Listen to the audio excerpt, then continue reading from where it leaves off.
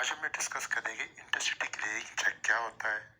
और अगर हम किसी भी कस्टमर से कुछ चेक लेते हैं तो हमें इस बात का ध्यान रखना पड़ता है वो कहीं इंटरसिटी क्लियरिंग का चेक तो नहीं है, क्योंकि नॉर्मली चेक जब आप डिपॉजिट करवाते हो अपने अकाउंट में, विद इन 2 डेज आपके अकाउंट में पेमेंट आ जाती है। लेकिन अगर यही चेक आपका इंटरसिटी क्लियरिंग चेक होगा तो नॉर्मली 6 से 8 दिन तो लग ही जाते हैं वर्किंग डेज चेक को क्लियर होने में।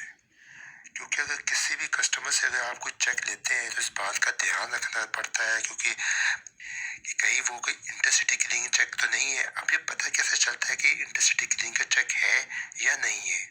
एग्जाम्पल के तौर पर देखिए, मैं आपको एक चेक का फॉर्मेट दिखा देता हूँ।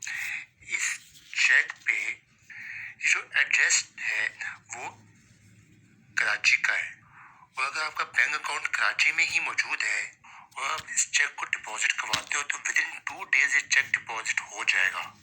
लेकिन इंटरसिटी क्लियरिंग के चेक के केस में बात को जरा गौर से सुनिएगा। यहाँ पे अगर आपका अकाउंट जो है वो कराची से बाहर है, देखिए यहाँ पे KHI जो है लिखा हुआ है। अगर आपका अकाउंट आउट ऑफ सिटी है, किसी भी और शहर में मौजूद है, और इस चेक को अपने अकाउंट में डिपॉजिट करवाते हैं तो with in normal 6 to 8 working days लग जाते हैं। लेकिन यहाँ पे मैंने वर्ड यूज किया है वर्किंग डेज का। वर्किंग डेज में आपकी संडे या किसी किस्म की कोई छुट्टी काउंट नहीं होती है। चेक चाहे किसी भी बैंक का हो, इससे कोई फर्क नहीं पड़ता।